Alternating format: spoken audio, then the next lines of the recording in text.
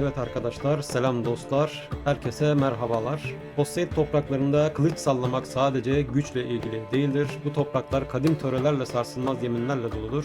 Efsanevi kılıç Aerondight'a giden yolda bugün en kritik duraklarından birindeyiz. Burada Aerondight'ı almamız için bizden istenilen erdemlerden bir tanesi olan Onur erdemini anlatacağım size. Bir Witcher sözünü tutar mı? Bir şövalyenin meydan okumasını kabul eder mi? Bugün Geralt'ın içindeki o asil ruhu nasıl ortaya çıkaracağını göreceğiz.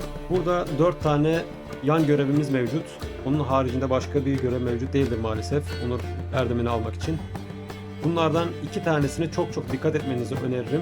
Çünkü bu 2 tanesi diğer farklı erdemlerden bir tanesini karşılıyor. Yani demek istediğim, bir tanesinde evet derseniz bilgelik erdemini elde etmiş oluyorsunuz. Hayır derseniz onur erdemini elde etmiş oluyorsunuz. Zaten görevde de anlatacağım sizi. Adım adım takip ederseniz, bu hususlara dikkat ederseniz Aerondight kılıcı almak için onur erdemine sahip olmuş olursunuz. Onurunu kanıtlamak, verdiğin sözün arkasında durmak ve gerçekleri eğip bükmeden söylemektir. Ancak kılıcı hak etmek için bunlardan sadece bir tanesini doğru şekilde tamamlamanız yeterlidir.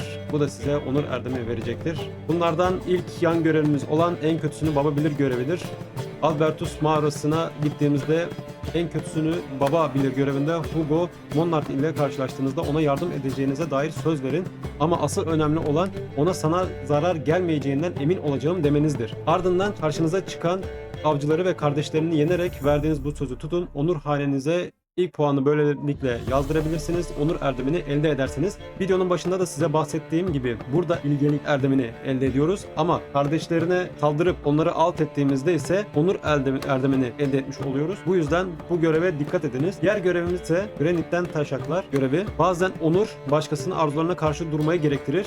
Granit'ten taşaklar görevinde heykelin çalınan parçalarını bulduğunuzda hakesin onların tutmasına izin vermeyin. Emaneti sahibine yani müzeye iade etmek gerçek bir onur görevidir. Videonun başında yine bahsettiğim gibi burada eğer ki bir süre sende kalır seçeneğini seçersek şefkatlik erdemini elde etmiş oluruz. Eğer ki izin vermezsek onur erdemini elde etmiş oluruz. Burada da dikkat edin. Bundan sonraki 2 yan görevde de zaten herhangi bir sıkıntı olmayacaktır. Adım adım dediğim gibi takip ederseniz onur erdemini elde etmiş olursunuz. Diğer 3.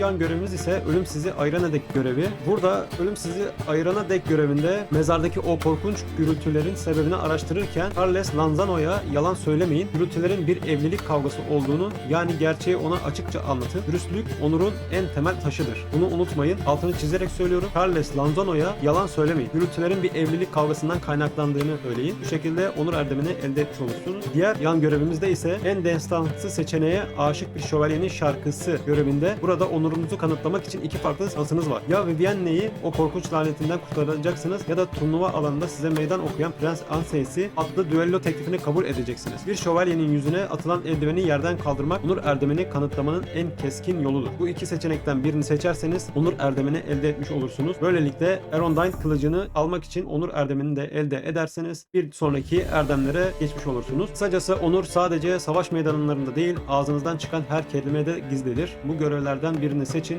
ve Geralt'ın sadece bir canavar avcısı değil, aynı zamanda onurlu bir savaşçı olduğunu tüm Tolsaint'te gösterin. Böylelikle onur erdeminin de size nasıl alınacağını anlatmış olduk. Görevleri dikkatlice yaptığınızda Aerondight kılıcını almak için gerekli olan erdeme sahip olmuş olursunuz. Videonun altında da diğer erdemlerin linklerini de paylaşacağım. Oradan takip edip eksik yaptığınız erdem var ise onları da tamamlayıp Aerondight kılıcınızı alıp oyunun keyfini çıkarabilirsiniz.